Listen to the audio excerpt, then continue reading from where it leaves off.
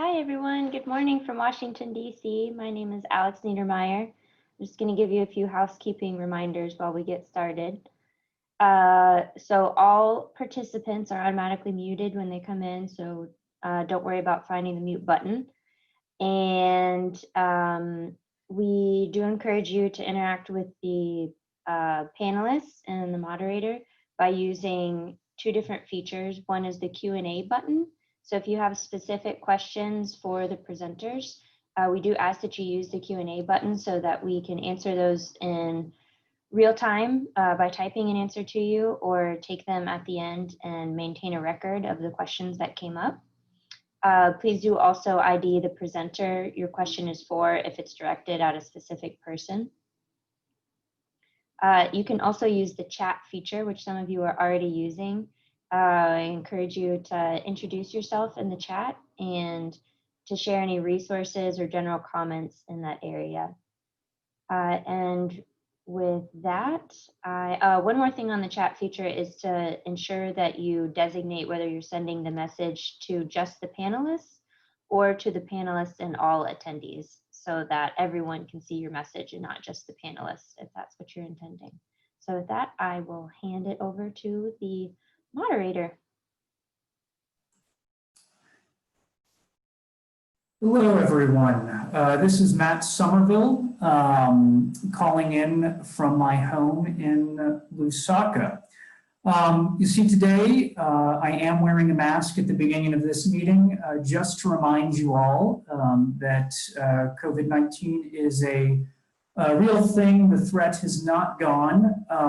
And though many of us are calling from our own households, if you do happen to be with other people and clustered around a computer or in public meetings and the like, just encourage you to take precautions, wear a mask, help make other people feel comfortable as well.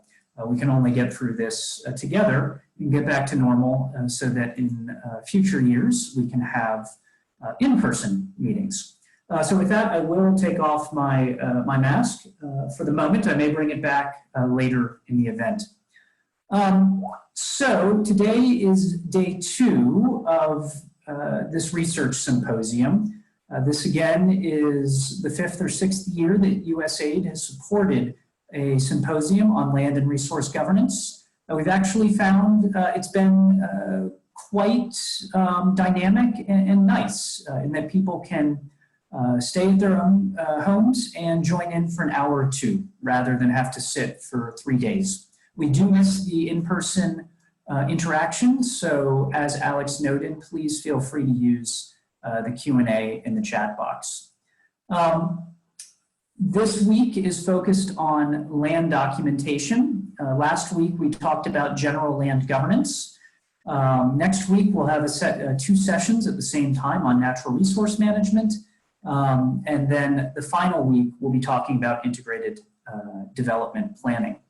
This meeting happens every Wednesday and Thursday in October. The same link that you used to get in today will work every week. So really encourage you to join. If you did join or think someone else will be interested, please feel free to send the invite. We love having folks here. The first few days, we had over 100 people at the opening sessions. Yesterday we had 75 or 80. Today we have 33 right now, but I anticipate that more will join soon. So again, please feel free to introduce yourselves using the panelists and attendees in the chat box. Feel free to follow up with people, put links to your resources. But if you do have questions, go to the question and answer box on the left. So I think today, yesterday we talked about state land documentation, talking about the national titling program, national planning, district planning, and the like. Today we're going to try to focus in on experience in customary documentation, which is a subject near and dear to my heart. We have 4 presenters, and I'm going to take a chance as the moderator to give some reflections as well. But before we get started, we're going to try a function, an interactive function. We're going to try a poll. So we're going to ask 4 or 5 questions, and we request that you try to answer them based on your opinions. Are we ready to go, Alex, on the poll? We are. Great. How this goes. So we've got a couple questions up here just to get people's interpretations to start with. First, is customary land documentation, 1, a good idea and the necessary way forward? 2, an interesting idea, but it's going to cause more confusion than positive results? 3, a bad idea, which is too prone for corruption and misuse? Or 4, are you still deciding in your mind and haven't quite made it up? We'd love to hear what you think at the moment. So give it a click. And the second one is your interpretation. Are customary land documents quote unquote legal? It's a question that comes up often in this very forum in the last 4 or 5 years. We hear it every year. They're legal, are they not? Yes, sometimes no, or I'm still unsure. There is no right answer. Great.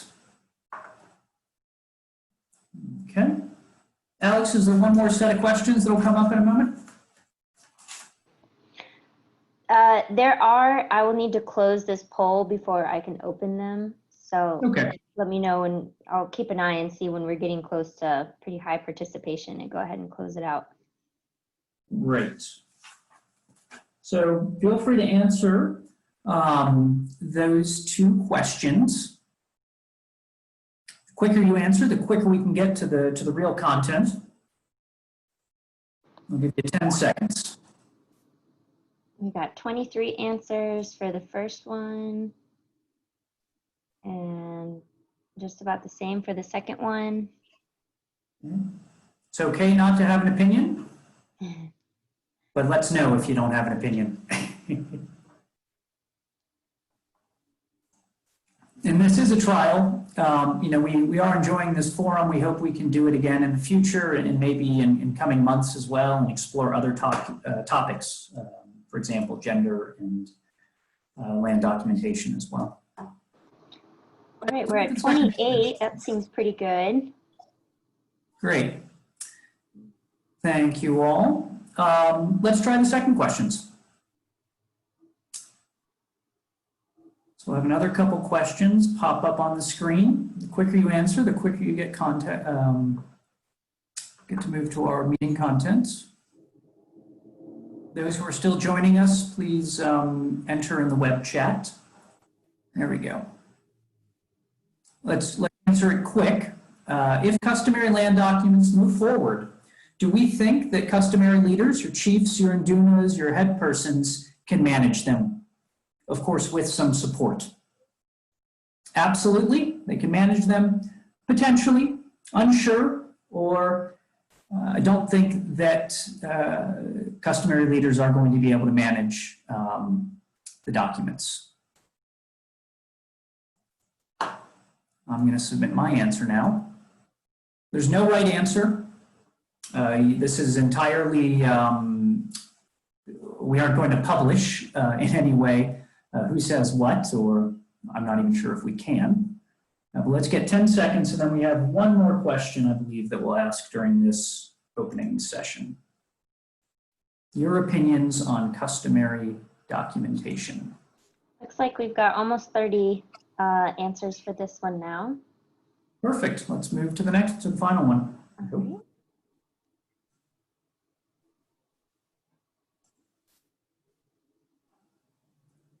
Go. And my final question, if customary land certificates move forward, become more formally recognized, which government ministry should be responsible for working with the chiefs on customary land documentation and administration? Ministry of Lands and Natural Resources, Ministry of Chiefs and Traditional Affairs, other ministries, no ministry, it's the chief's responsibility. I realize now we probably should have had a choice for multiple ministries working together, but I'm not going to give you that out here. So feel free to select, and we'll see where we get at the end of this meeting.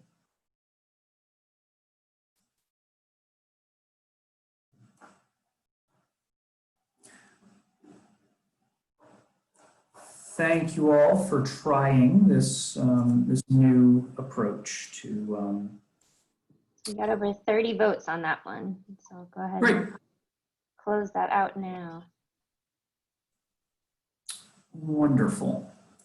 All right, well, let's get started with the content of the meeting. Alex, we can show those a little bit later, I guess, if that works. That sounds good. Okay, so I'm going to give, we only have 4 presenters today. We've got 4 great presenters reflecting on customary land tenure security and a number of different approaches and evaluations of land documentation processes. But I'm going to take the moderator's floor and present my initial reflections based on the work USAID has been supporting for the last few years. If you could switch over to that presentation, Alex.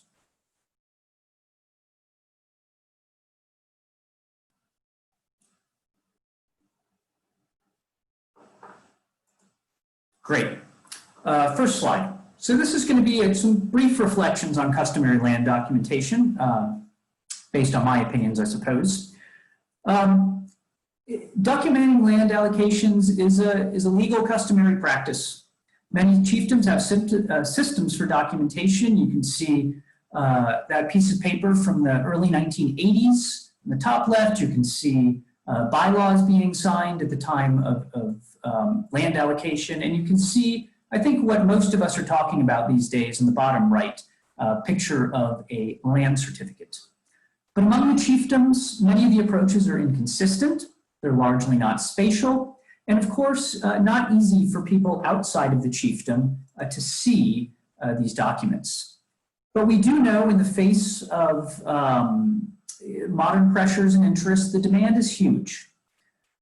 In talking with chiefs, this whole system really sits outside the Ministry of Lands, of course, but most chiefs would not object to land documents or land records being visible where there are interests. If we move to the next slide, you just see a picture of households reporting to have some form of documentation.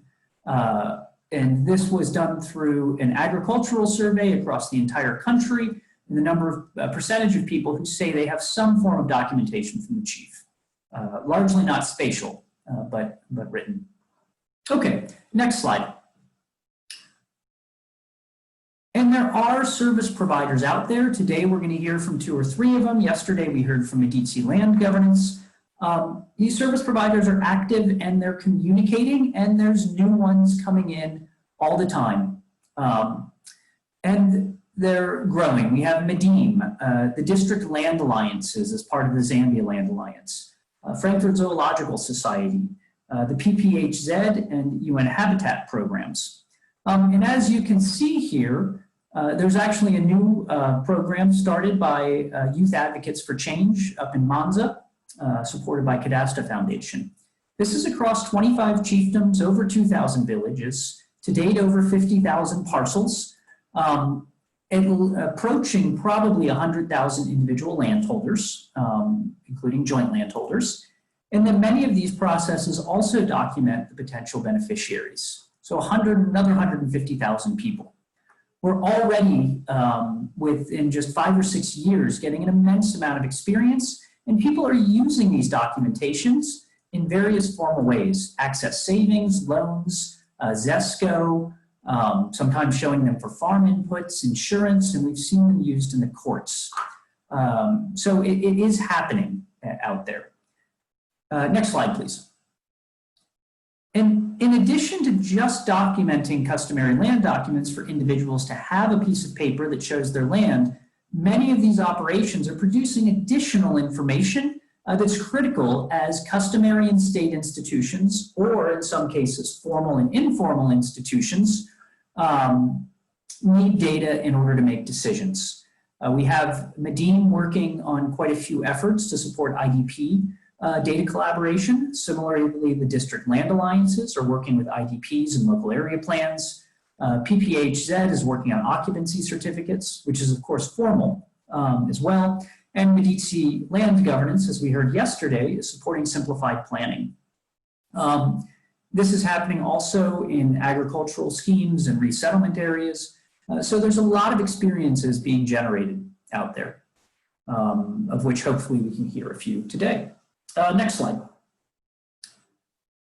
So what's really coming up? What are we seeing as the positives and the barriers? On the positive side, the technologies exist, the methods exist. It's happening, they're low cost, they're replicable, they're transparent, and they're consistent. There are differences between each of the approaches and the data collected, but they are reconcilable. They're pretty similar to each other, and a set of standards would move this forward pretty quickly. We know the draft land policy has reached its final stages before validation, and they are going to recognize customary land documentation as a legitimate place. So we have coming into the country a more legalized framework. Recently, under the World Bank funded Zambia Integrated Forestry and Landscape Program, there was a consultancy on managing rights, which looked at various legal frameworks and interviewed chiefs, and you tried to understand the strengths and weaknesses, and it generally presented a positive picture. Those various service providers you saw on the previous slide are working together to look at standards and to compare what works and what doesn't work in terms of formal standards of what goes into the documents. And there's also a working group right now on both state and customary land with the Ministry of Lands looking at how we do the work, how the work is carried out, how women's land rights can be documented, how the enumerators who go out influence what gets documented in the end. Next slide. The barriers that at least we've encountered and have been seeing from across a few others, sorry, go back one, please, are some of these key questions here. Our lack of chiefdom or village boundaries make it somewhat difficult in many cases to establish clear adjudication units. You'll see that from Medizi's work yesterday, they worked effectively compound by compound in Lusaka. In customary areas, a chiefdom is often sort of too big to do in one swoop, but villages are too ambiguous. So the lack of formal boundaries becomes a little bit of a challenge. There's certainly the question of who's going to pay. We've seen people pay on a on-demand case with Medine, as well as with some of the Zambia Land Alliances. And then we've seen donor-supported systems. We've seen donor incentivized systems where community members did pay, but it were subsidized. And that question we asked earlier, whether the Ministry of Chiefs or Traditional Affairs and Ministry of Lands will be involved. And I think a big question will be, once this system is formalized, will it be possible to keep the costs low and simple as formalization comes? Or will we get caught up in a process where fees are being paid for people to head to the district and to work and to observe? We need to think about how to keep this low cost. The big question now, in my opinion, is there's about 50,000 certificates out there. How are they being kept up to date? Or is this just a one-time snapshot? What are the practicalities of the administration? What will be visible to all chiefs, to community members, to the ministries, et cetera? That for me is the next frontier. And then finally, we do know that there's, and I should say bill, not an act there, status of the draft customary land administration bill. And how is this legal framework going to be rolled out? That's something I hope some of our presenters will reflect on. And with that, I think that was my final slide. I do note that these slides will be made available. This presentation and the 2-hour webinar will be on YouTube by the end of this week. The slides will be shared out at the end of the month. And we did include a bunch of additional slides on the actual process here, but those have been presented in other forums. So with that, I would like to start introducing our speakers to move on. If you do have questions, again, feel free to put them in the questions box, and we will we'll answer them along the way. So it is my pleasure to introduce our first formal speaker today. Christopher Malenga is a good friend, and we formerly worked together on land use planning and customary documentation in Chapada and Patauke districts, where he worked from 2015 to 2017 on the 10-year and global climate change program.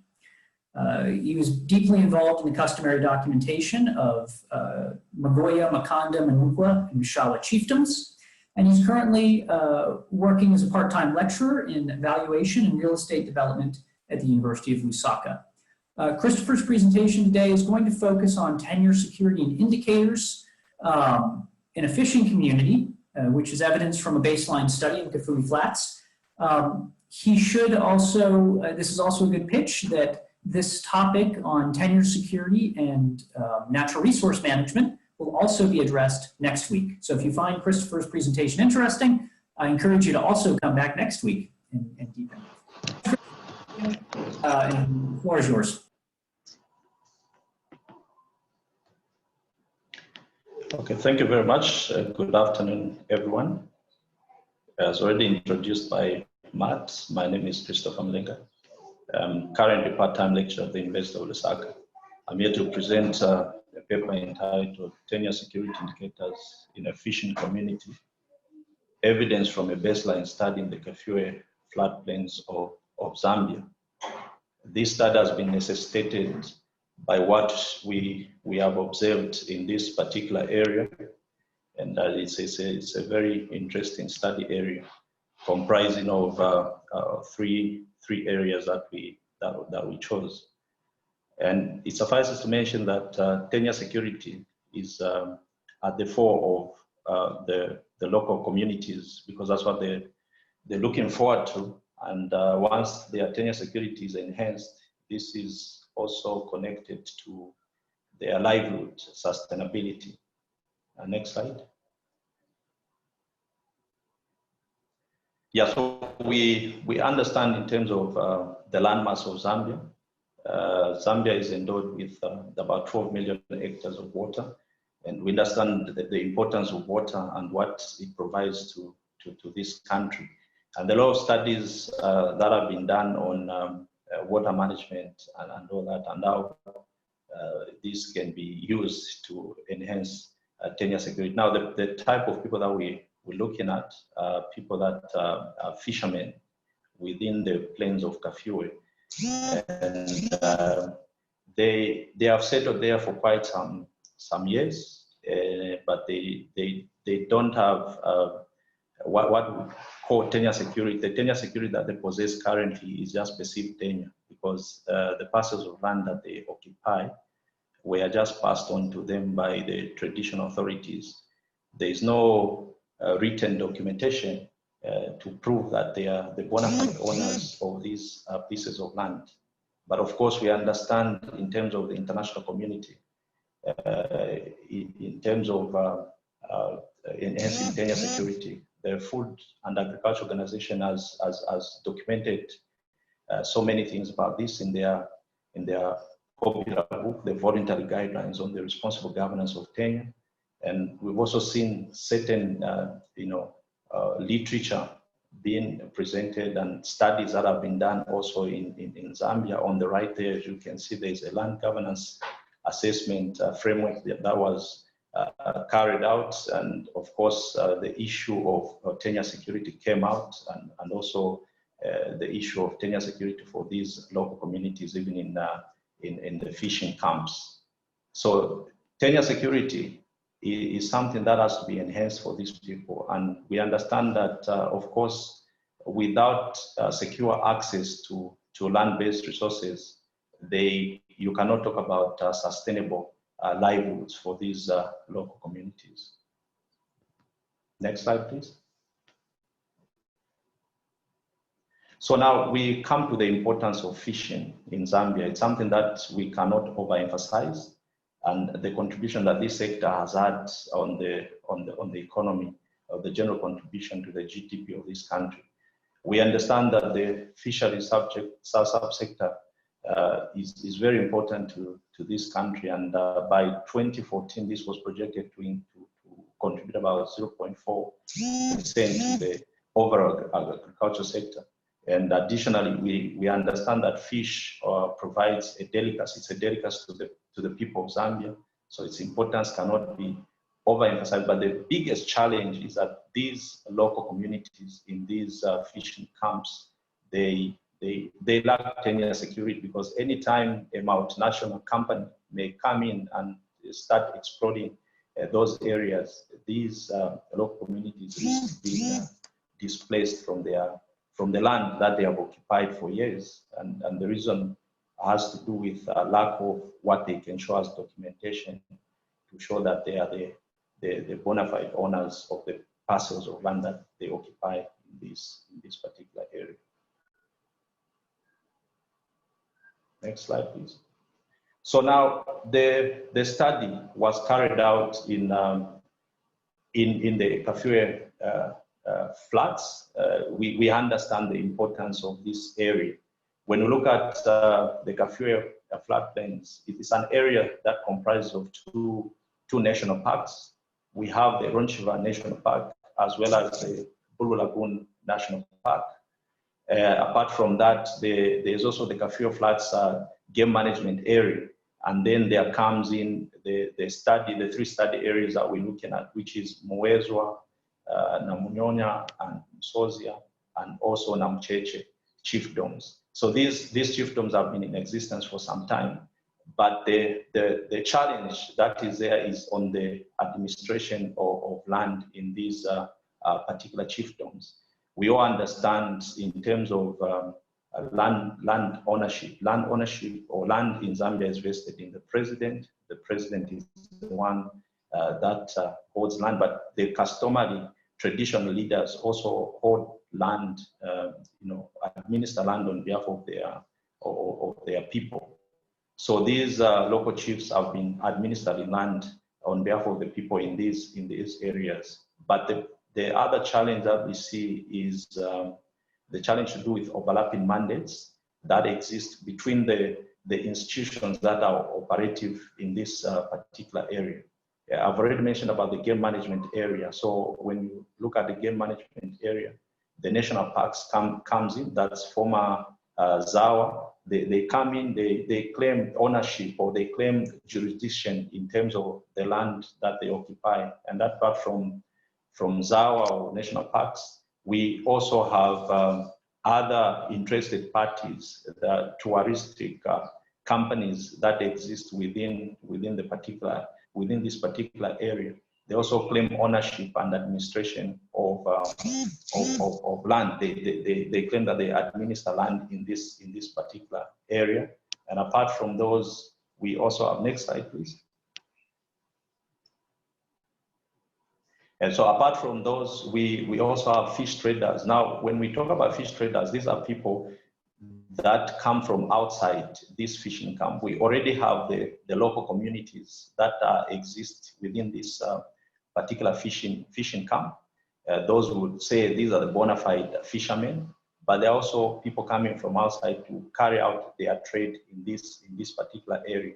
So as they come, of course, the bona fide people, I would call them bona fide, sorry to use that term, bona fide, they feel intimidated by these people that are coming in this particular area because they also lay claim to part of the land that they occupy, because it's no man's land, but meanwhile, this land has been passed on to them from their traditional fathers, and also pastoralists that come from neighboring villages. They also intrude in this fishing camp. So those are some of the challenges that actually exist in this particular area, the study area that we're looking at. Next slide, please. So now, with the expected outcomes, I didn't mention this from the inception. This is an ongoing study. We haven't concluded. We're still gathering data on this particular study. But as we carry out this study, these are some of the things that we expect to come out from the study. Number one, out of all, I will start from the right, is we've seen the need for introducing or the adoption of local customary mapping techniques in this particular area, because each of these local fishermen in this area, they know the boundaries to their land in terms of when it was passed to them. But the biggest challenge that is there is that these boundaries are just abstract, but they need to be mapped so that it's easier for people to lay claim to their pieces of land or the parcels of land that they have. Then the other issue is that, of course, the local communities in these 3 fishing camps, they live in abject poverty, so to say. The only thing that they survive on is fishing, but they only enjoy the fish by eating, and also selling part of it, but they don't make so much money out of it.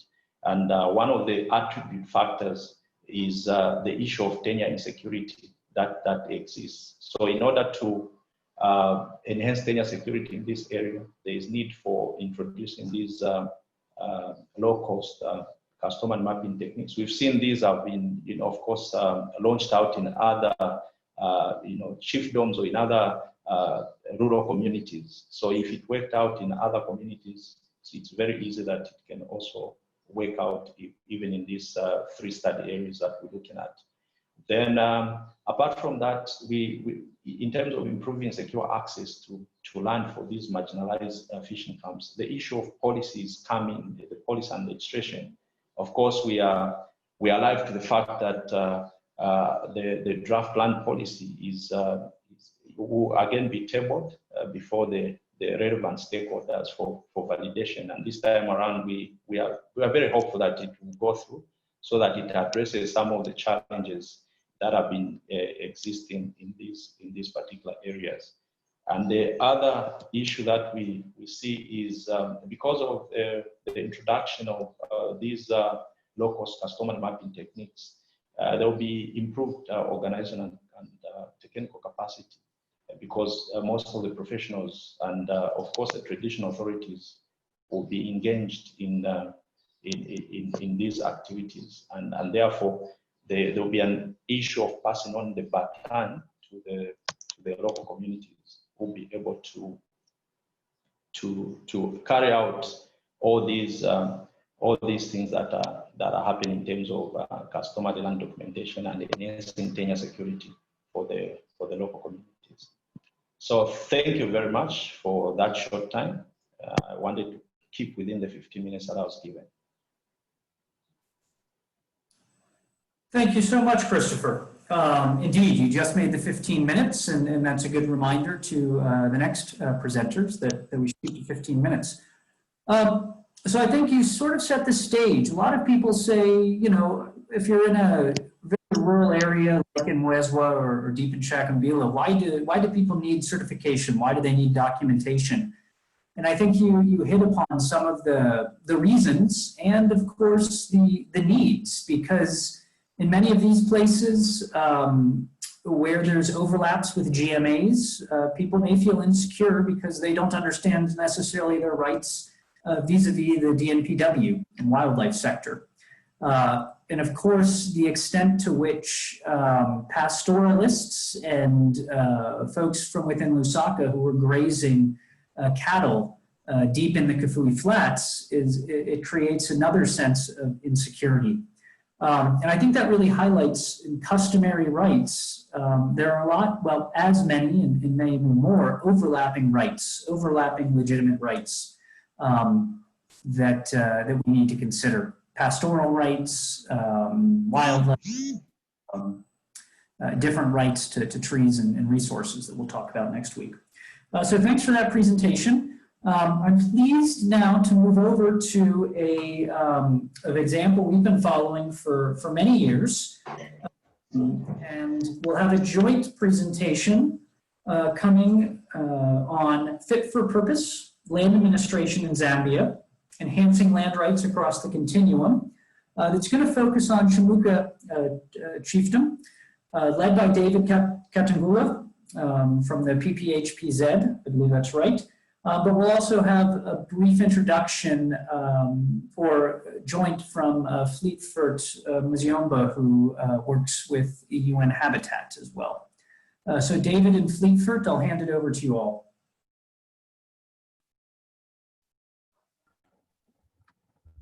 All right. Thank you very much, Matt. I hope everybody can hear me, but I believe my video is not active. All right. Great, Fleetfoot. Go ahead. Great. Just as a way of introduction, of course, my name is Fleetfoot Muziamba. I'm a land consultant at UN Habitat. Qualifications, I've got a BSc degree, master's, and experience spans across various governments, Zambia, Namibia, and Zimbabwe. What UN Habitat has been doing is to support a customary land certification in Chamuka Chiefdom, as Matt has rightfully pointed out, and our implementing partners, that is PPHPZ, will go in depth into the presentation just to demonstrate how participatory enumeration and the social tenure domain model has been implemented successfully in that area. So thank you. I hand it over to David to continue. Thank you.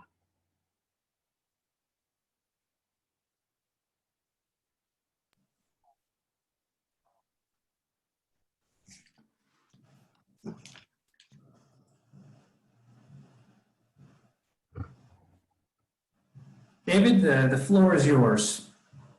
I'm happy also just to note that David is a program officer at People's Process on Housing and Poverty.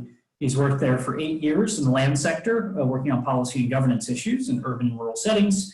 And he authored a paper recently on innovative customary land governance in Zambia in a special issue of the Africa Journal for Land Policy and Geospatial Sciences.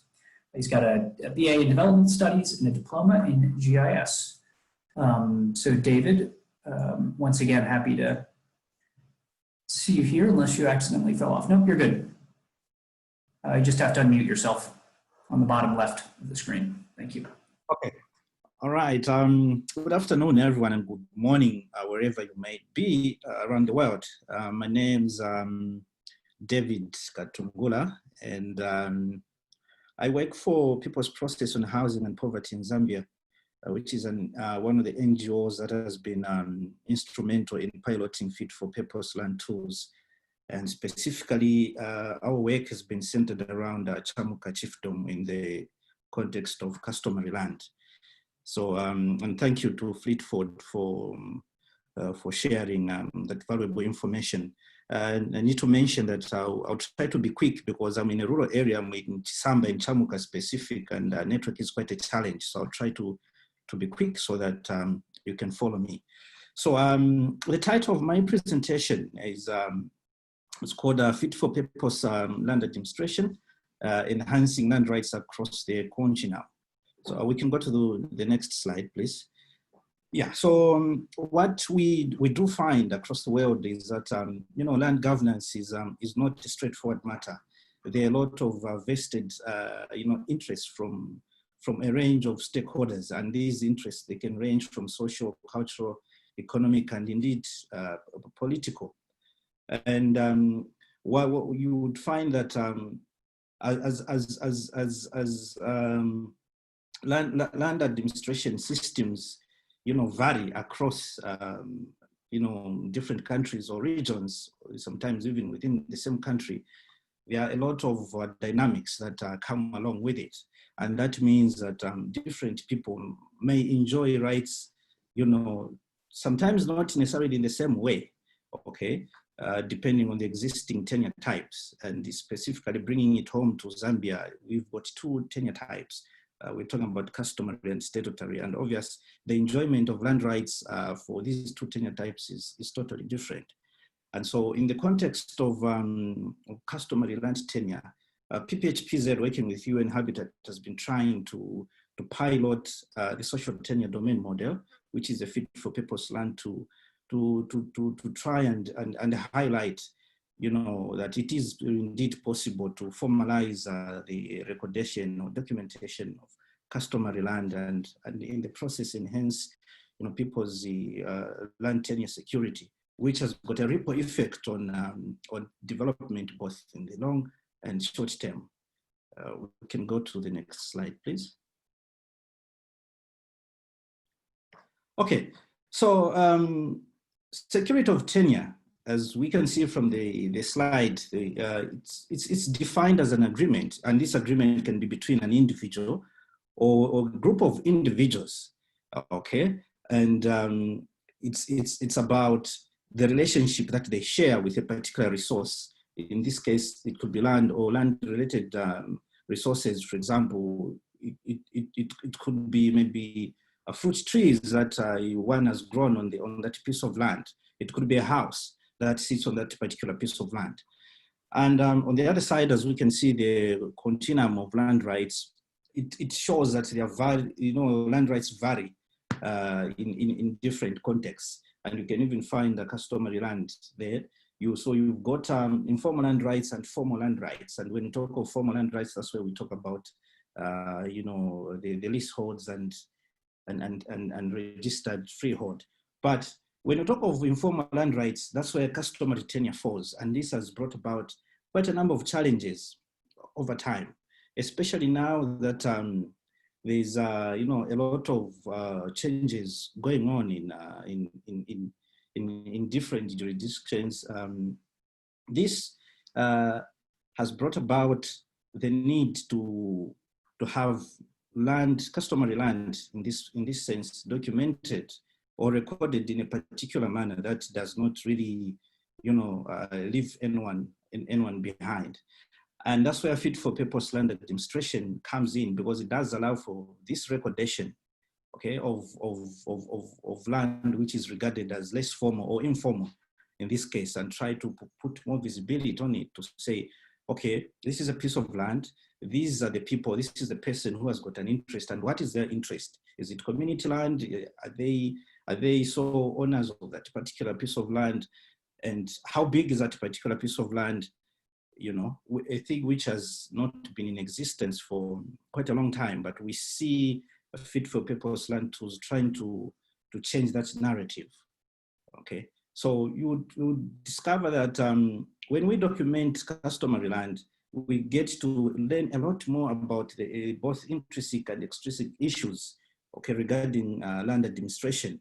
We get to know what is the norm, what is the normative, and what is regarded as not acceptable in the local context. We need to mention that so many different tribes in Zambia, and though their customary practices may be similar, there's some differences in one way or the other. So we do get to understand all those nitty-gritties of what goes on in the land governance frameworks of the particular people. For example, the interests of women being taken care of, the youths, the elderly, okay, and everything that goes on. Next slide, please.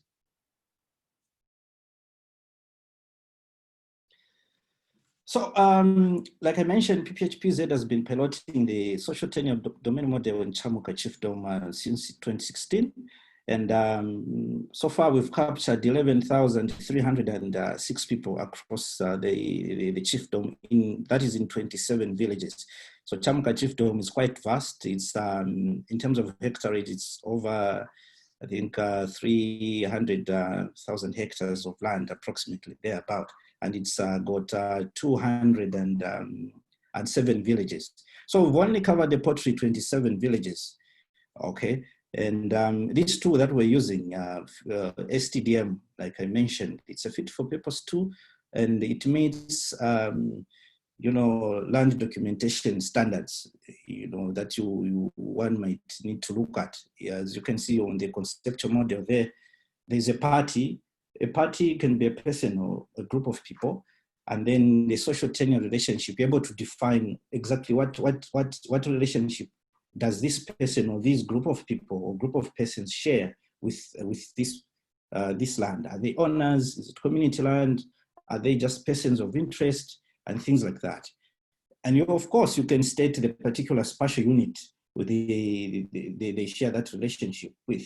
How big is it? Where is it located? So you're talking about coordinates and all geographical data that is necessary to project that. And you can also attach supporting documents in form of if there was any letters that were assigned when giving people that particular piece of land, or NRCs, or any documentation that may be necessary.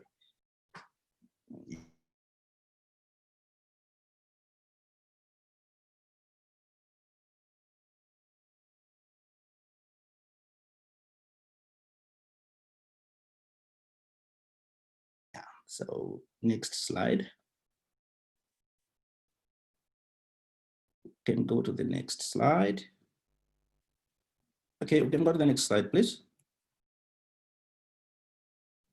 Okay, all right. I think the network is quite slow. Okay, so what you can see on the right-hand side of the slide there is a map showing the 27 villages that have been covered in Chamuka Chiefdom. And one of the things that has been emerging out of this pilot in 27 villages is that, for example, land disputes have drastically dropped, okay? And this is an issue which is quite topical in customary settings, because there are no definite boundaries, okay? So people rely on, for lack of a better term, I'd say artificial boundaries. For example, it could be trees, it could be anthills, okay? So we're talking about boundaries which can easily be tampered with by humans, and you find that next thing, there's an argument. So using our approach, in the areas that we've worked, we've seen a drastic reduction in the number of land disputes, which is a plus. And also this has resulted in the promotion of transparency and accountability in the way land is being administered, particularly for various interest groups like women and youth, particularly women that are for a long time in customary settings. Their ownership of land has always been not an easy undertaking. Most of the times, it was easy to grab land from women, okay, because they would be chased, especially in the case of death of a spouse. It was very easy for the late spouse's family to grab land from widows, and we're seeing this narrative slowly changing in this chiefdom, particularly in the villages where we've worked. And this has been so more that we are able to, or we do produce certificates of customary occupants that do prove ownership of a particular parcel of land. Okay, so it lists who has got an interest on that particular piece of land. If there are 10 people, if there are 5 people, and what is their relationship to that particular piece of land. And what that does allows for that perpetual succession dispute, because in the death of the owner, for example, then the people listed on that particular document, on that particular certificate, assume ownership, and then that land continues to be in their hands. Okay, and the designing and coming up of this approach has been, you know, in tandem with the traditional practices.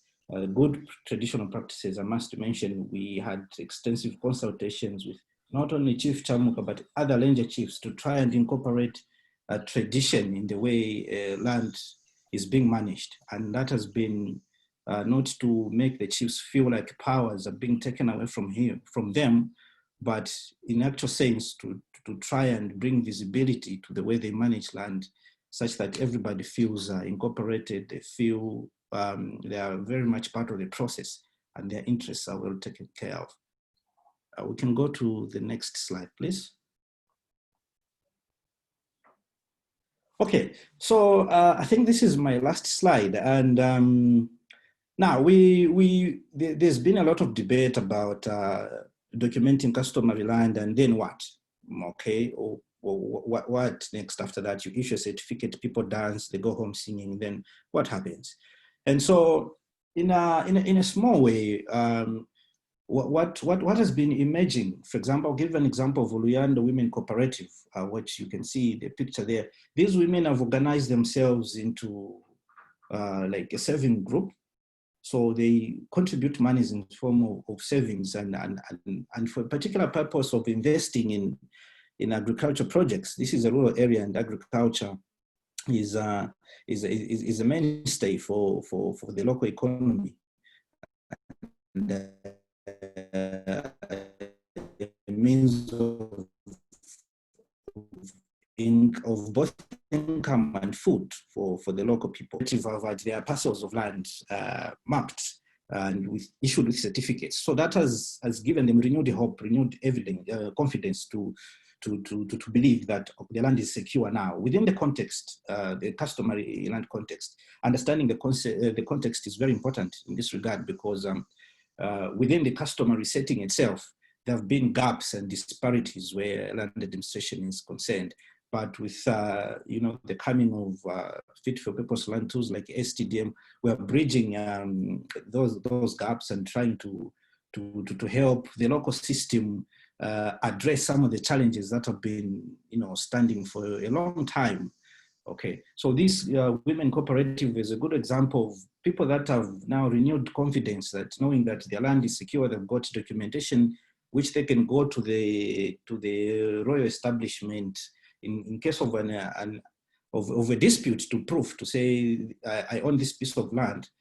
They're now they've embarked on savings, and using these savings now to invest in agricultural projects. In this instance, they're using funds to subscribe for farmer input support programs.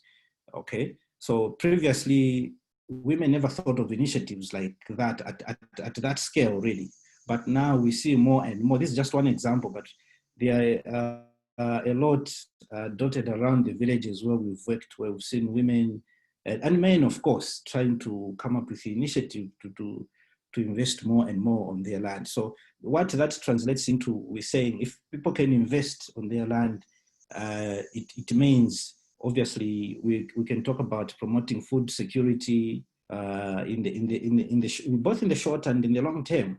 Okay, and of course, most importantly, to borrow the words of the chief, he says, where people feel their land is secure, there is peace, because there are less disputes and people live in harmony. Okay, so in conclusion, I would say when you enhance somebody's land tenure security, you are both enhancing their capabilities and functionings. You are enhancing what they want to be and what they can do. Okay, so land is really very key in a rural setup in terms of getting people to be what they can be or what they can do in terms of promoting self-development, both at micro, even at a meso level. Yeah, so I think that's where my presentation ends. Yeah, thank you very much. Thank you so much, David, and thanks for connecting from within the chiefdom, from Chisamba, just next door to Lusaka. I'm sure in 20 years that will be a suburb of Lusaka. So it's quite important to have tenure security in advance of issues coming. Exactly. So. Thank you again. Please, everyone, if you are just arriving, and we do have now 52 people, so we're gaining steam as the day goes on. Please do introduce yourselves in the chat. You make sure you're saying both the panelist and the attendee. And please do use the question and answer to pose questions, and our panelists will be happy to answer them to the best of various abilities. And if also to instill some other ideas. This system isn't perfect. There's still lessons being learned along the way, and we rely on hearing from you all to keep challenging. And with that, our next two presenters are going to be doing some critical evaluations of what's working and maybe not working, and perceptions from some case studies. So I am very pleased to introduce Royal Mabakeng, who is a junior lecturer for land administration at Namibia University of Science and Technology in the Land and Property Science Department. Her research interests are in understanding the roles of participatory enumeration in securing tenure for households in informal settlements, and how crowdsourced data can be used to support database decision-making and planning for upgrading of informal settlements. She's worked with Shack Dwellers Federation of Namibia and part of the technical support for the Namibian Housing Action Group over 4 years and on the Community Land Information Program. Royal completed her undergraduate at Namibia University of Science and Technology and has an MSc in Geoinformation Science for Earth Observation, specializing in land administration from the University of Twente. So we love having Royal here. It makes this an international conference. So welcome to Zambia, Royal. The floor is yours for 15 minutes. Thank you.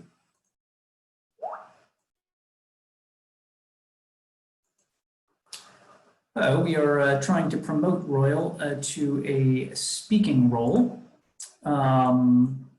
And having a little bit of challenge there. I know she was up here earlier. She may have dropped off and come back on a second ago. Oh, here we go. So the floor is yours. All right, good afternoon, everybody. As I was introduced, my name is Royal Mabakeng, and I'm presenting from Windhoek, Namibia. I would like to apologize in advance. I do have an unstable internet connection. I hope it doesn't cut during the presentation. All right, next slide. The presentation would be on innovative approaches to land documentation, a case study based on some sites in Zambia. The study was aimed to understand what are the different applications that have been used to collect data and document tenure in Zambia. So our presentation or our research covered different areas, both from the rural, urban, and also the state approach to tenure documentation. The data was collected through a workshop with 27 participants from both national, local, and NGOs within the Zambian land sector. And then the case studies were presented by these experts at the workshop. We visited 2 sites, which is the Chief Chamuka Chiefdom and then the Kanyama settlement. The study was funded by the Network of Excellence on Land Governance in Africa, NELGA, and coordinated by NUST and Habitat for Humanity Zambia. So the study was spearheaded by myself, also Christiansen from NUST, Farai Shumba from Habitat for Humanity, and Elena Teodor. Next. All right. So the first one was understanding the systematic land titling process. What we got from the study is that there is approximately 500 million plots that has been or that should be registered since 2017 to 2021. The approach is to develop a manual for scaling up, and there are 2 pilot projects where this approach is going to be tested. That's why the process has been identified to be a little slow. In ensuring that all the different parcels are properly recorded.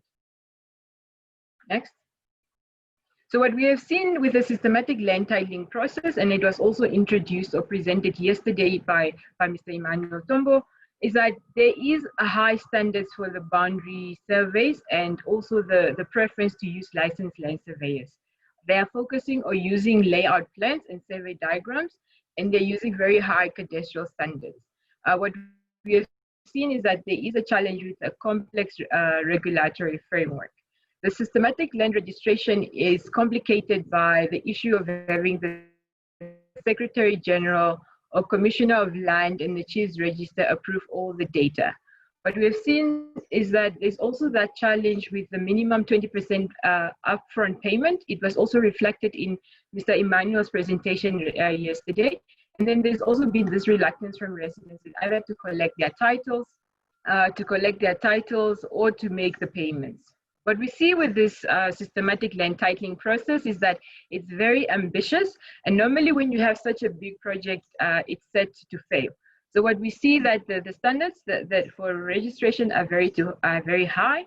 the 20% from our analysis is a little too high as well for residents or beneficiaries to make payments. And then there should be a consideration to change the standards. And then also to make the mandatory, the registration of land rights mandatory across board instead of having a sporadic system to registering. Next.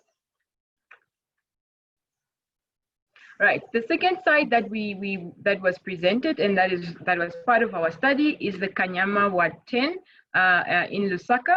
What we've seen is that it's largely based on state land with lease tenure. That's the type of tenure system that was identified. What we also got from the study is that the area was occupied through the encroachment of informal settlers.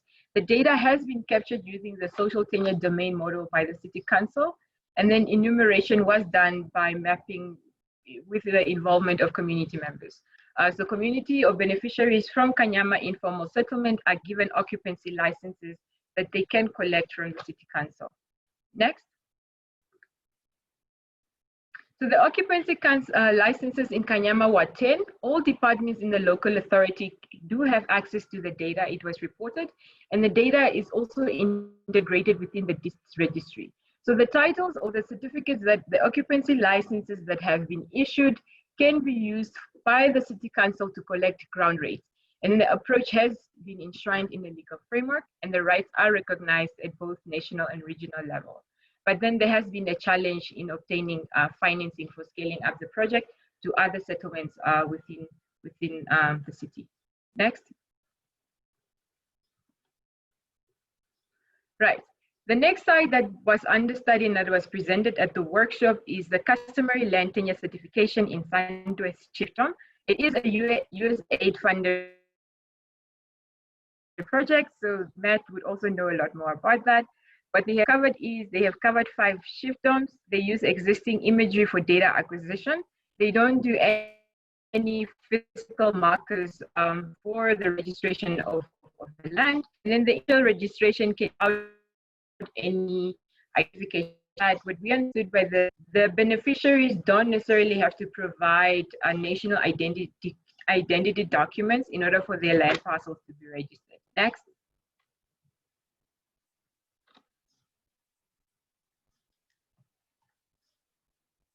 All right. So what we have seen, what we understood from some of the findings that was presented is that the chief and the village head person is the authority for land administration. So there is a need for training of community members to maintain the data. And most of the time what was observed is that recordation is incomplete, and there has been an indication from financial institutions to give loans based on the rights that have been registered. Next. Right. So what we see with the parcel certification as a means for land recordation with specific focus on MEDIM is that, as most of you are already aware, MEDIM is a private organization, or at least it's a social-led organization that focuses on assisting organizations or other urban and rural areas in capturing or recording their land rights. MEDIM operates in rural and urban areas. They work on the identification of land parcels, and then within their land recordation process, they do socioeconomic data collection. And there is a testimony that has been given on how the land was acquired from the different beneficiaries. They use both a sporadic and a systematic land registration, and transfers or subdivisions are also updated within their land records. Next. Right. MEDIM gets to keep data for the chiefs until they are ready to manage it themselves. So as the initial entry into land administration, they manage the land administration process until the chiefs are ready to manage the data themselves. All right. So the councils, if it's up within urban areas, keep and manage the data for urban areas. The councils also digitize the spatial data, and then in instances where it's needed, councils also issue occupancy licenses. There has been, however,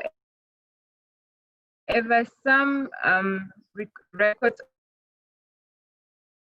of resistance from community members and head persons with regard and lack of data or commitment by the local authorities. Next. Right. And one of the sites that we visited, and we were quite honored and fortunate to have and present the updates. It was also presented by David in his presentation. So what we've seen with Chief Chamuka Chiefdom is that they have two projects, one in 2017, formalized land rights, and then the other, the social tenure domain model project from UN Habitat and Global Land Tool Network.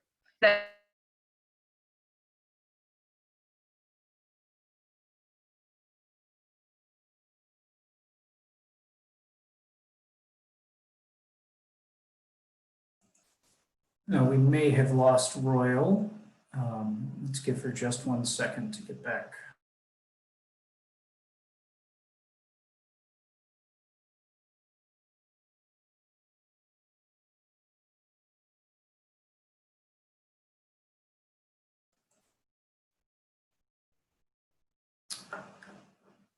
Okay, Royal, you're still here as a presenter, but maybe not active.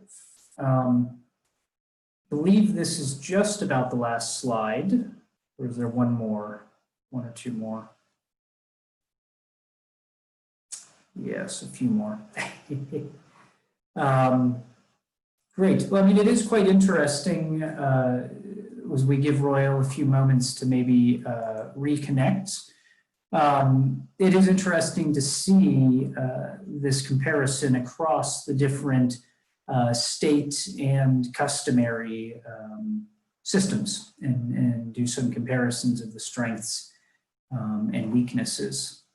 I suppose just in the interest of spending a few moments, happy if some of our participants here would like to respond to any of the points that Royal has raised, assuming she's jumping right back on. You know, there are some of these questions that are not 100%, I would say, clear. The best practices, for example. It is true that in the USAID supported work that individuals do not need to show their NRC or formal documentation in order to register. And we've seen, in fact, in some other countries that this has been a way that actually based on these folks that they can become registered and encouraged to go and do their NRCs. Although one or two of the chiefs has actively done that and said that, you know, if you would like to finally collect your certificate, please finalize your NRC registration. And I think that's a interesting and quite an important piece if you're in Eastern Province on the border of Malawi, as some of us are. I believe Royal's back. Royal, I've been stalling for you, so you're welcome to continue on the STDM page. Okay, thank you so much, and my apologies again. I think when I was cut off, I was talking about, and thank you so much for stalling for me. When I was cut off, I was talking about that within STDM, certificate of occupancy have been issued to some of the residents. Next. What we have also seen in Chief Chamuka Chiefdom is that there's this emphasis that obviously, and also across Africa and the world, that banks do require title deeds to give loans. But what we have seen with the registration of customary land rights in Chief Chamuka Chiefdom is that there's this paradigm of change where women are empowered and women are also allocated land rights in their own name, and communities see the value of the land. There is a concern, however, that the land could be used as collateral and eventually lost. In the instance when, if they have to get loans, then they could use the land as collateral, which is a concern from the chief. So the conversion of customary land to leasehold is encouraged to empower locals because foreigners, it has been reported, also do the same. And then there's a need to standardize the recordation system, where both if MEDIM is having one and STDM and all other approaches are being implemented in a specific area, there's a need to standardize. And I'll provide a bit of more emphasis on this last point as we go further into the presentation. Next.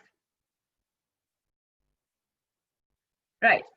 So the other side that was also presented is the non-spatial land recordation and certification of customary tenure rights in Petauke district by the Land Alliance project, where they started from 2016 to 2018.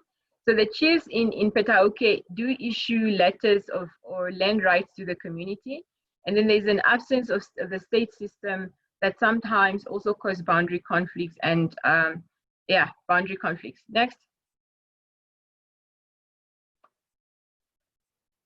What we did see with the project is that there is no issuance of land certificates specifically, but then there is secretarial support for the land administrators. So support is given to the traditional authorities to systematically document village boundaries and support comprehensive yet simple system for long-term data management. There is quite a huge encouragement for communities to be involved, and then the identification of boundaries is supported by the chiefs. You also have the identifications of villages and land that has been held under leasehold title and the mapping of communal resources. So far, what has been reported by the project is that they have about 8,600 plus certificates issued and about 18,000 parcels demarcated.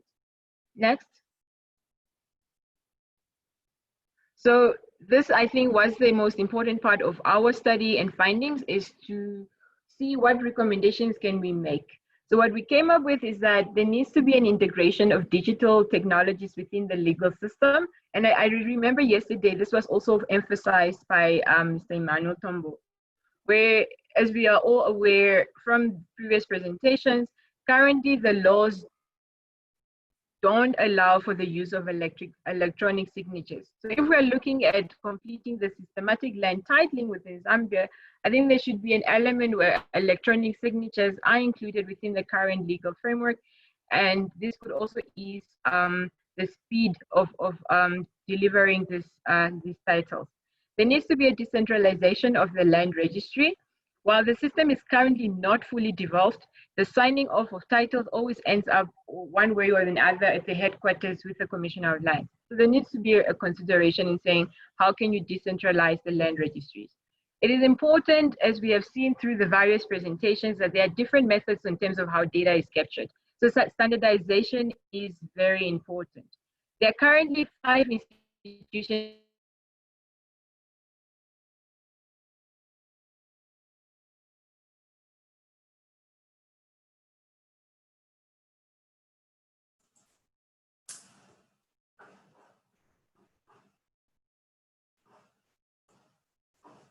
We may be losing Royal again,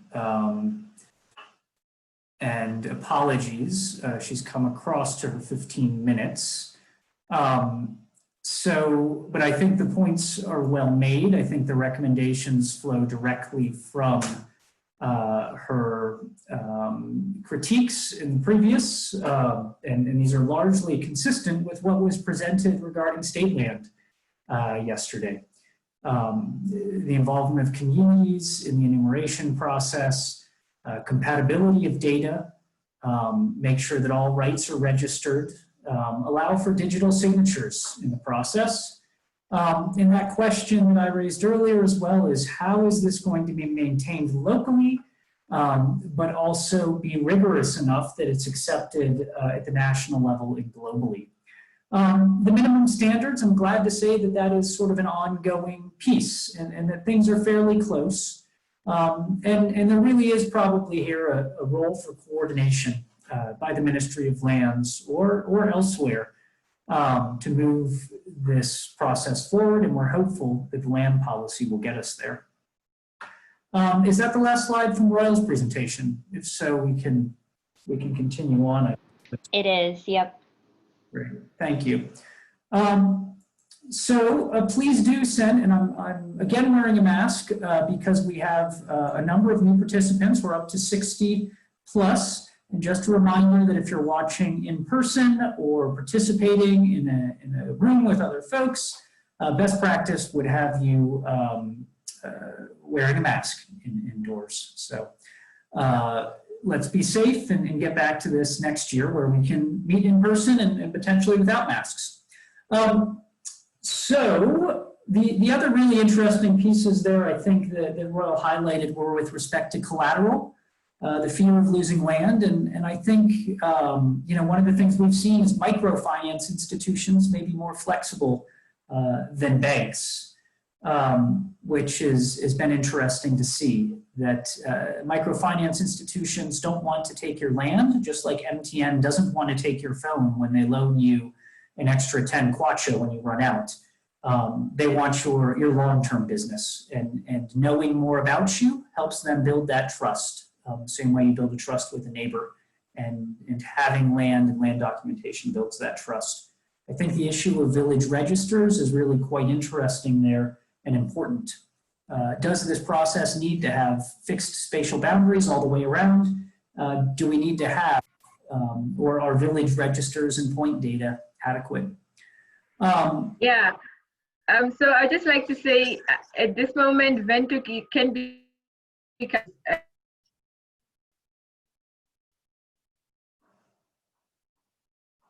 well, Royal, you've fallen off again. so the internet connection has been good for the past few weeks, and I'm patient. Maybe if you could just go one slide so I can just conclude. And again, apologies to everybody. It's quite embarrassing. That's right. I think we have to move on, Royal. We sort of did the final slide. Okay, I'll give you one more minute if you want to back up, Alex. Alex, if you could go back to the previous slide, which would be the final one. Sorry, just 1 second. I have just loaded up the next one. Let me just go back there. Okay, Royal, you're on your recommendations.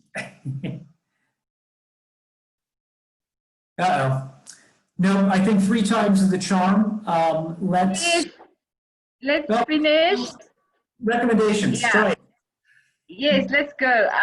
So what we think it's important to set achievable requirements to accelerate the provision of tenure security. There needs to be flexible and relaxed data standards, especially for the systematic land titling project. It's something that the ministry could look into. And it's very important to involve community members in the data collection, as it also creates awareness around their land rights and the extent of those rights within the different areas. For the different projects, there needs to be a focus on ensuring the compatibility of data, because we are not sure where the ministry or nationally the regulation of land rights is going. So if we're looking into the future of one day, maybe merging these different databases, standardization is very important. And then, as I already emphasized in one of the slides, you need to look at, especially the ministry with the National Land Titling Project, the inclusion of digital signatures in the land certification process. And the challenge with the maintenance of the data registry that was also noted at the workshop is something that calls for capacity development. Then there's also a need to for the evaluation of various projects and agree on the minimum and also the common standards on how to best use the data. And I see that from our findings that this has been the main emphasis across the different projects. And then the Ministry of Lands and Natural Resources obviously is seen as the coordinating agency, both for the customary and as well as the urban land recordation processes. So thank you so much for everybody for paying attention, and my apologies with the breaking up. Thank you, Matt. Thank you so much, Royal. We appreciate your attendance from Namibia. So we're glad that our internet in Lusaka and even up in Chinsali is stronger than Namibia at the moment. So we have that to look forward to. Thank you so much. I'm really, really pleased to have that sort of comparative approach. And you know, I recall being at those workshops maybe a year or plus ago, and I think movement has been made on a number of these points. So it's great to bring these folks together. I'm excited for the next presentation, which really has a similar theme, and let's see whether the results are similar. This next presentation is from Ephraim Munshifra, who is an associate professor in real estate and dean of the School of Built Environment at Copperbelt University. I know many of you here on the phone as participants will be calling him Prof because many of you have been through his programs. His research focuses on the application of institutional economics to land and real estate, particularly to land and property rights, formal and informal real estate markets, in land policy and governance. He's published in a number of renowned journals, including Land Use Policy, Habitat International, and Urban Forum. It's a real pleasure to have you here again, and look forward to hearing your thoughts on traditional landholding certificates. The floor is yours. Thank you, Matt.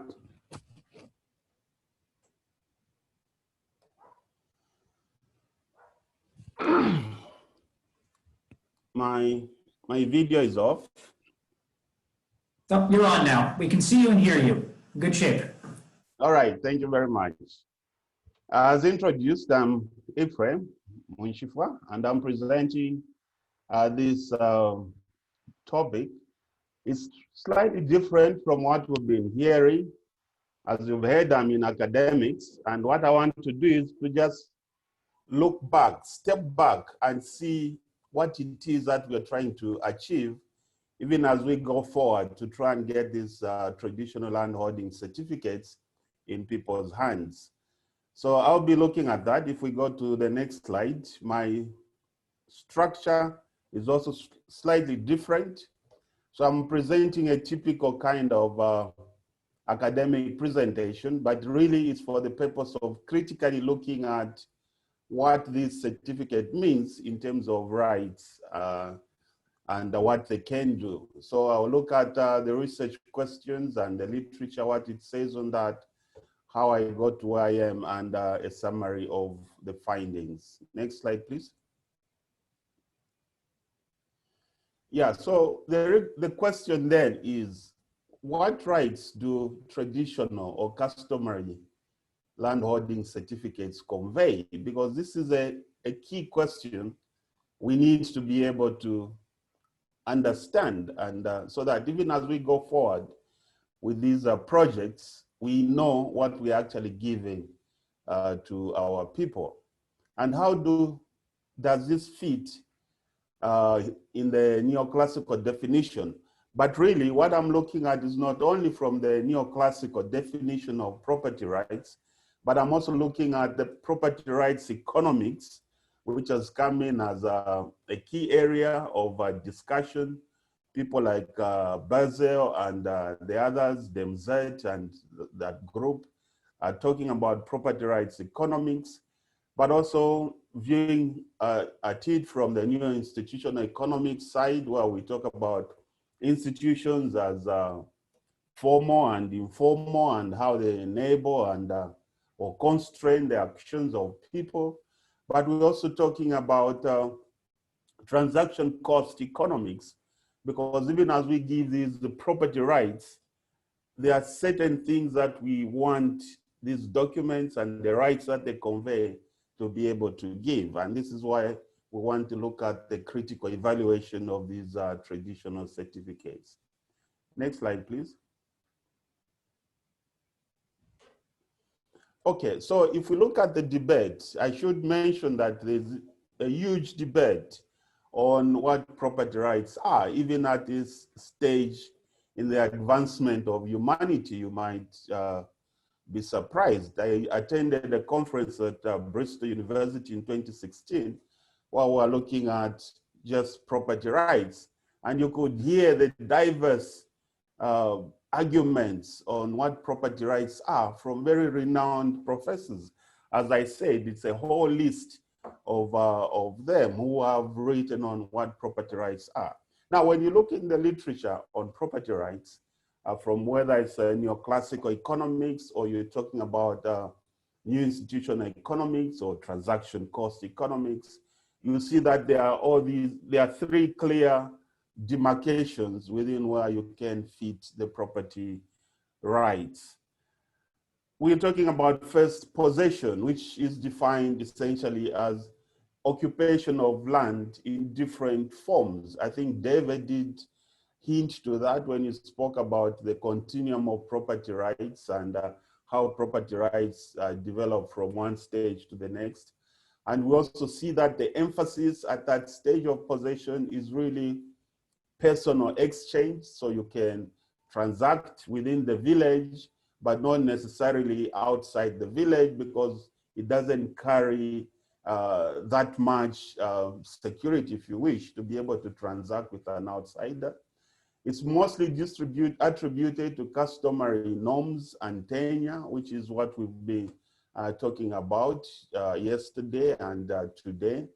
Now, when we move to what is called economic rights, there we start finding that these are able to support interpersonal exchange, meaning that you don't need to know the person who really owns that property right. But if there are contracts, you can sign contracts and the transaction can take place, and this one can go off his way and the other one goes the other way.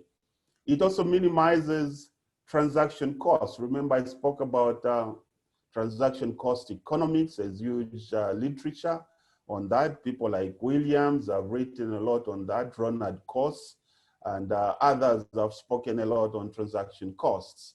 It also facilitates or exchange. It emphasizes exchange of two parties, meaning that, in fact, a transaction can exist as long as you have documents that support that you own an asset or an item, and I want to buy that, so we can exchange, and then would have this transaction happening.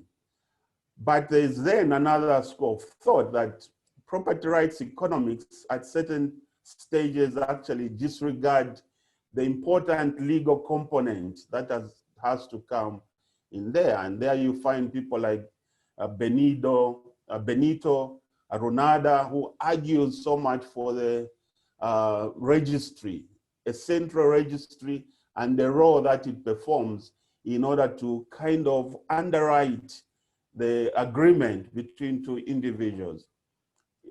You may wish to know, many of you, that in certain countries, you actually don't really need the central registry. If you go to the UK, for instance, there are agreements which were done by just two individuals, and then they are registered after that with, is it the attorney or the solicitor and all that, and that is still property rights enough in there. It's mainly here that we have to do cadastral surveying and all these things and have a central registry like we have at the Ministry of Lands.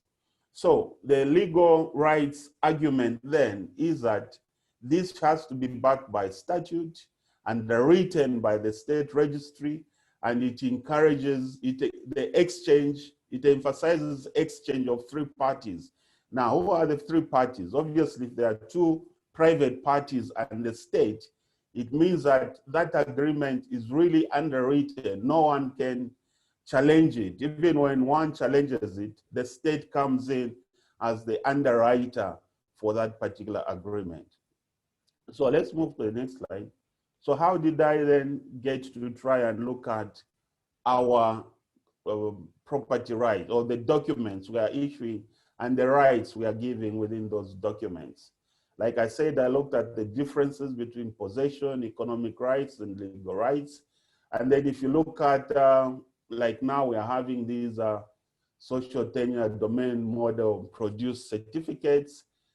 How do we evaluate them? In property rights, for instance, if you look at Amen Auchen, he will tell you about the universality of rights, that rights belong to all humans, the exclusivity that you should be able to exclude others from physical use of the property, transferability, should be able to exchange like we saw in our economic definition of property rights. And the fourth one, which has come up recently really from the argument of Benito, is that they should be registerable by the state's central registry. Now here, I'm not saying that customary lands cannot be registered. In fact, this is a point that I'll bring out when we talk about the governance part, which I think is also missing in the discussion that we've had as we look at documenting property, customary land rights. Next slide, please. Okay, so what are the conclusions or the findings of this presentation? Firstly, there are a lot of strengths in what we are doing so that we can have these traditional landholding certificates. We know that as a country, we've been quite behind in terms of ensuring that people who are using customary land have a document that supports what they're doing. So the strengths really are that, yes, those documents assign land use rights to one person or an entity. In Chief Chamuka, you see the certificate even includes the rights of children, I may say, because it lists the owner, the man or the woman, the one who is given that right, and the dependents, they are listed as children and all that. Then it empowers the holder to exclude others from their use. Remember that property rights means that you should be able to use it for your private use, meaning that you should exclude others. It's not common use anymore, as it was thought in the old literature. I think the knowledge has moved from there that even customary rights or customary land has private use. So the literature has moved from the tragedy of the commons, as was commonly called, to where we know that people can use actually customary land as private individuals. At a certain level, it's transferable subject to approval by the chief or village head. But there are certain clauses I should mention within the rights. For instance, when I looked at the Chief Chamuka certificate, one of the first things he talks about is that this is not a title deed and it cannot be, and that if somebody moves from the village, then it's cancelled. Or if somebody doesn't contribute to a traditional ceremony, it's again cancelled. Making it, instead of moving to the next stage of where it's offering economic rights, we see that it's going backwards within the possession, where it becomes more a personal property, just there to facilitate a personal exchange, and fails to move to interpersonal exchange, which is important if we have to move to the point where these rights or these documents are able to facilitate transactions. Remember, transactions should not be limited to the people within the community, but it should be open to all. In fact, this is how the banks would then be able to be comfortable with that. Again, one of the clauses I saw in the same Chief Chamuka document is that the document cannot be used for financial benefit, like getting a loan on it. Now, if you can't use it for that, then what are you doing? What have you actually given the holder, or what is the holder holding as rights at that particular point? But remember, again, there's a difference between de facto rights and de jure rights. So even as these traditional land holding certificates fail in terms of the explicit clauses that we put in them, the perception of the holders is that they have some form of security. I think David did mention that. So as a result, we start having the emergence of what are called vernacular land markets. They are called vernacular, of course, they are depending on local documentation, and they are emerging outside government systems, sometimes not even recognized by government.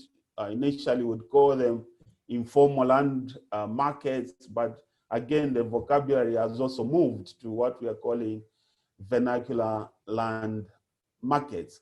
Again, the understanding also is coming from new institutional economics, where we know now that formal and informal institutions are key to any economy. It doesn't matter which economy it is, whether it's the US economy or the UK economy.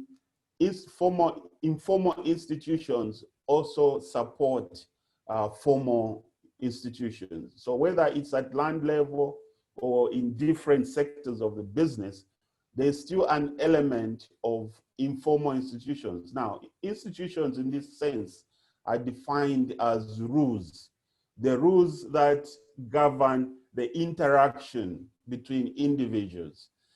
So they will allow you to interact. So they'll enable a particular activity to take place, or they'll constrain the activities to take place. Now, when you have these institutions, and like we are saying, these institutions don't really have to be formal, meaning that even at village level, we have norms, we have our own traditional rules that we use in order for society to exist and move on. And this is where we are now picking these rules from, so that we are able to then function and have these markets operate. So traditional land holding certificates, in a way, are then supporting that de facto part of the emergence of the property market. To a limited extent, they improve tenure security, as we've heard. Of course, the argument would be also that it's more in perception if we don't have serious recognition from the state. They would minimize transaction costs, again, to a limited extent. As I've said, if you look at the literature on the transaction cost economics, and we'll pick the details from there. Now, there are weaknesses, again, as I've said, mainly limited to personal exchange, because the chief may revoke if the holder, for instance, moves to another village. Now, we know that the titles we get from Ministry of Lands, I can be in Lusaka and have a plot in Chinsali, I still own that particular plot. Meaning that even when the bank then says they want to finance that plot, it doesn't matter where I am. I could even be in the US or the UK or in Namibia in that case, but still the property exists in my name and I'm able to transact on that. But the current traditional land holding certificates are limited more because of the other conditions that we attach to it. But I do understand, as a Zambian, I've been part of this debate, I suppose, from from the time that we started to try and have the land policy formulated. I think that was 02, and we've argued over time. At the time, I was actually working for the Ministry of Lands in Botswana and had the experience of the land boards there and how things were being done. And my argument, even at that time, was that we should copy certain things in terms of documenting of customary land. So we need to think clearly at that aspect, because the chiefs obviously have been also part of the reason why we haven't moved so much, because of the objections that have been coming along the way. I mean, that's another discussion for a different time. Often these certificates are not recognized by the state, but in the draft land policy, we know that there's provision for that. But before that comes, essentially, we are just doing things. That's why we have to be careful that all this work that has been done, and it's a lot of work and it's a lot of money that has gone into documenting rights across the country. Matt showed us that map of Zambia and various places that this is happening. I think from what he said, if I recall, he was talking about 50,000 documents of similar form which have been issued. That is a lot of work, but it could go in vain if government decided today not to recognize any of that work. And as it stands now, they are subordinated by statutory tenure, because the Land Act of 1995 still only recognizes the conversion of customary land to statutory tenure as the only process that should be there. And we know that this has brought a lot of arguments between the state and the traditional leaders. And also that you can't really use it for financial benefits. Now, what are property rights if you can't really use them to enhance investments in the land? Remember the argument on improvement of tenure security. Part of it is that if there's more security, then the holders of that right are able to invest more, and then they can improve the land and all that. And in improving the land, you might have to get money from banks and other financing institutions. So if our traditional land holding certificates have a clause which is very explicit on their terms that this cannot be used for financial benefit, then what are we really doing? What do we want to gain from this process? So it is important then that even as we go forward to, Royal did talk about trying to reconcile these different activities happening, trying to reconcile the standards and all that. We need to also think of what the final goal is in terms of what we're trying to do. So yes, as I end this presentation, it is important that we look at the role that the state would play in underwriting these rights. The state is important. We can't ignore it. In an independent state like Zambia, the state is supreme. After all land in Zambia is vested in the president. So the structures should go from the central state, from the central stage to the local. It's a responsibility of government to ensure that those structures are done. The next slide, I think that's the end for me. Thank you very much. We worked together with Anton Mshinga, my colleague at CBU. Thank you. Thank you so much, Ephraim. That was really enlightening. And remind me next time that we should start the symposium with your framing presentations, because it does a great job of wrapping up today's discussion, but it would also be great as a framework to get people thinking. I think, as you rightly noted there, the question is what rights are being conveyed. I think in Zambia we've become accustomed to the rights. We understand the rights that are conveyed with leasehold, which are also restricted. You know, the right to timber rests with the forestry department, even on private land. We all accept that if copper is discovered under your land, those benefits will be accruing at the government level. So I think those rules of the game, as you sort of note, are critical there. Really interesting discussions, and I don't think we're yet there in terms of agreement on transactions and who has the right to register customary land. You mentioned the foreigners. It's probably fairly clear that foreigners like myself would not be able to register customary land. But there's also questions about, you know, can someone who's left the village, left the community, can you have a Lusaka-based investor come and register land in, you know, a chiefdom that they have no traditional inheritance to? It's been very interesting. We do work in Ghana where you know, if you're from the Western region, you could never register land in Accra. You're simply not allowed. And the beauty of One Zambia, One Nation is that to a lesser degree than many other countries, we don't have that sort of exclusion. But what does it mean to keep customary land? Are we restricting it to forever be used for small subsistence farm at 2 hectares?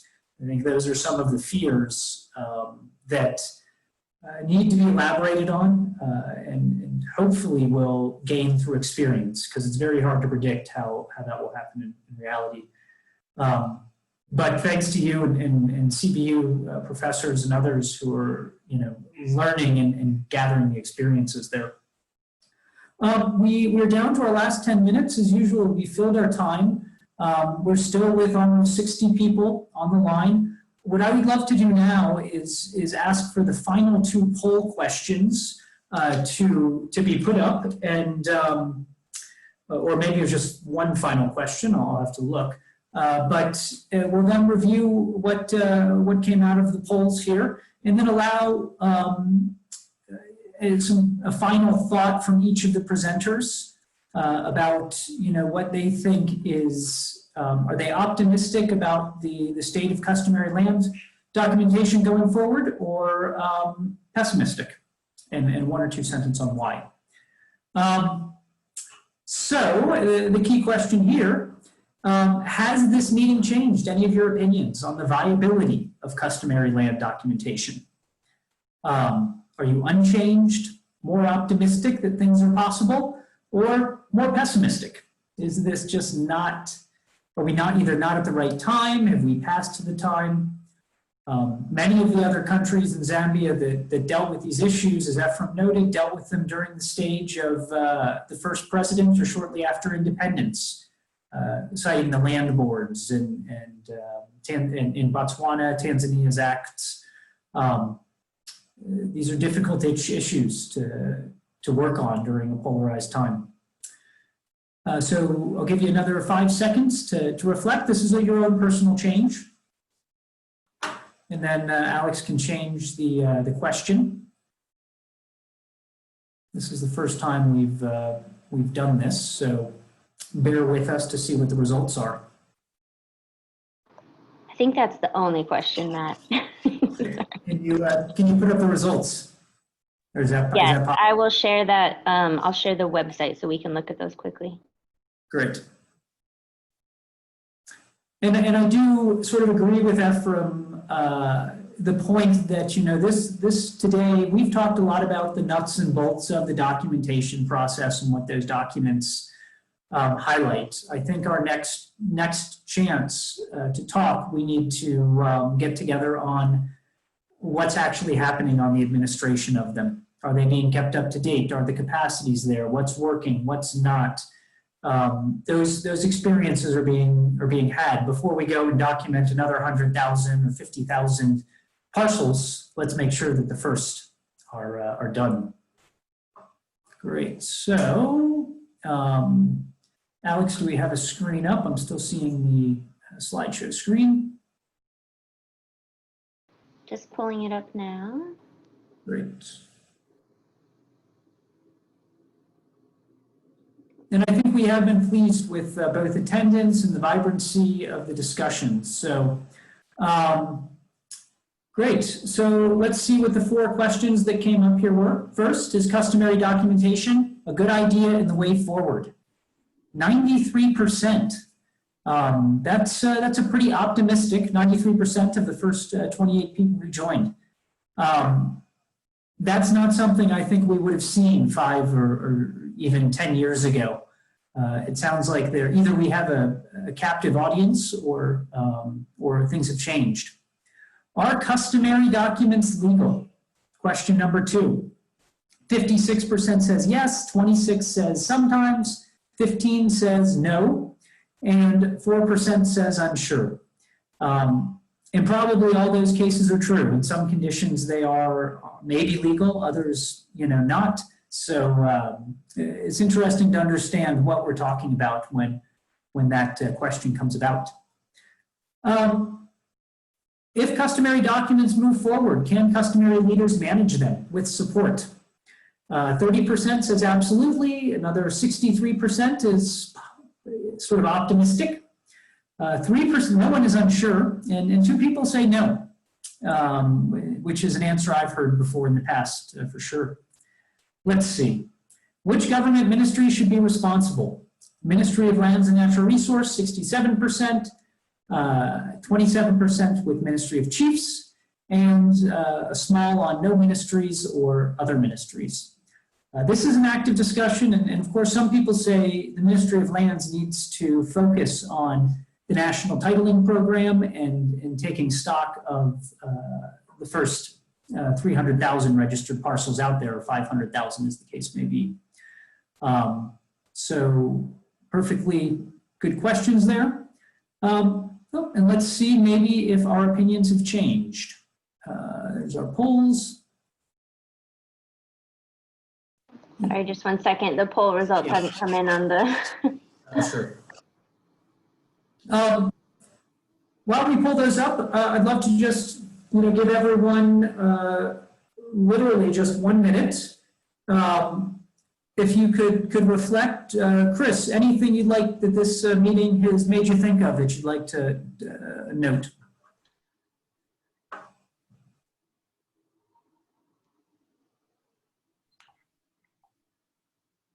Although, or did we lose Chris? All right. Let me go to David. I see your video, David. What did this meeting make you bring to you?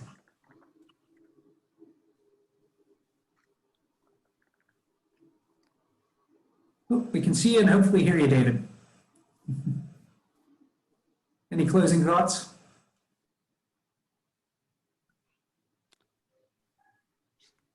Royal, can we hear you? What are your... Hello, Matt, can you get me? Okay, great, we got Chris. Chris, what's your final thoughts? Yeah, one of the thoughts that I have is the question that comes in on whether these customary land certificates are legal or not. That's ongoing debate. I'm not too sure if you're getting me, but my network is quite bad here. Anyway, I wanted just to say that okay, yeah, I just wanted to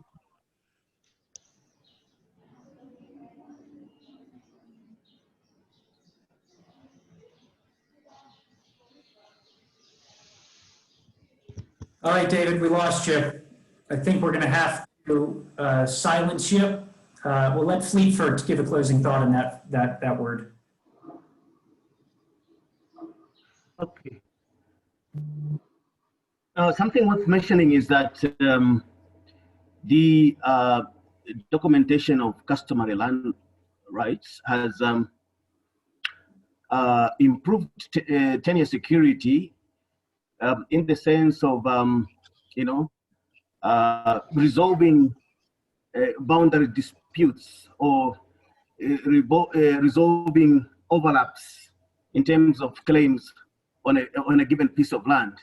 I think David should be able to attest to that, that is one of the biggest pluses that the, residents in these customary areas, have been able to benefit from in as far as tenure security is concerned. Of course, yes, we acknowledge that at this stage, these certificates cannot be used for collateral, but there are innovative solutions that are being used. Some banks are lending based on proof of residence. When somebody is able to produce that certificate, they're able to come up with some sort of facility which on the strength of somebody having identifiable residence through that certificate. I think those are some of the few thoughts that, and I think like Matt has said, I think this for the future, I think it will be important to highlight this more. And as Professor Mushipa mentioned, I think the administration part also needs to be talked about. I think we have some of that information, but I think it needs to be emphasized in the next time. Thank you. Thanks, Fleetford. Reduction of conflict, we've seen it around. We're seeing banks and others, maybe not formal banks, but other microfinance types jumping on board. I'm sure the banks will follow. And let's talk about governance. Chris, I'll let you back in. Okay, thank you very much, Matt. One of the challenging questions that came out, especially with Professor Mushifa's presentation, was the legality of these customary land certificates. I think that's one area that we need to delve more into so that we get the proper understanding of what is happening, so that when they are made legal, of course, it would be easier for the local communities or the rural communities to participate in certain activities, so that even when it comes to getting some facilities from financial lending institutions, it would be easier for them. I know in Petauke, it so happened that, of course, the customary land certificates owners were able to access some funds, but that's not the case with other chiefdoms where land documentation has been carried out. Perfect. I think that's a call to the Ministry of Lands to be forward-looking and really be prepared to work on this issue. Let's see. Royal, do we still have you on? You know what I love about this, about having bad network? It means that you're active and out in the field. And so that's where we should be if we're working on customary rights. Professor Mushifwa, to finish us off, any closing thoughts as the final word? Thank you, Matt. Yeah, I think also for me, like my two colleagues said, we need to focus on governance. We see that most of these initiatives, which are brilliant, are being done by private institutions, not by the state. Meaning that we've had a lot of projects which have come through donor funding. They've been done once the money from the donor funding dries up and everything collapses. So we need to have a structure that is supported by government, which would then manage all these things that we've done. And this is why I think the role of the chiefs also come in. What role do we want them to play in this setup? I was reading a recent paper by a colleague from, I think, Sweden on land, traditional land holding certificates in Zambia, whether they are increasing tenure or something, or facilitating transactions. And one of the things he mentioned was that it has given, in Petaoke specifically, chiefs have a lot of powers. It's like they are now making money over this particular process. So I think it is important that we then define what the role of the chiefs will be in this particular process. Thank you, Matt. Thank you so much. I think that's a hugely interesting, important point that Zambia is grappling with. The role of the chiefs, the monetization of land in the past 20, 30 years, and potentially the monetization of customary institutions. It's an important thing to look at. It's difficult, it's sensitive, just like land. So I encourage us not to shy away from it, but to do it respectfully. I think we've seen in the past 10 years, we've seen an evolution, both on the part of government and on the part of chiefs, about what this means. And I think we need to keep those dialogues going. So maybe next time we can get a dialogue forcefully, not forcefully, but together on that and talk it through with both government and chiefs. So with that, I want to thank you all for staying an extra 2 minutes. That was this session on land documentation. Next week on Wednesday from 13 to, from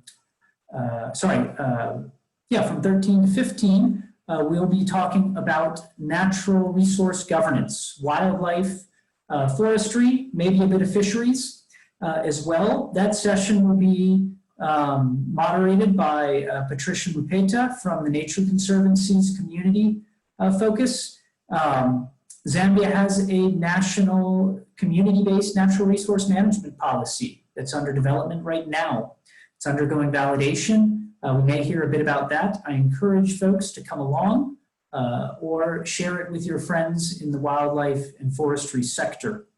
We love having you here. We hope that you will share the notes. We hope that all of our speakers will come back next year and maybe sooner. And yeah, thank you so much. A round of applause to all of our presenters. And next time we'll be in person, I hope. Thank you all.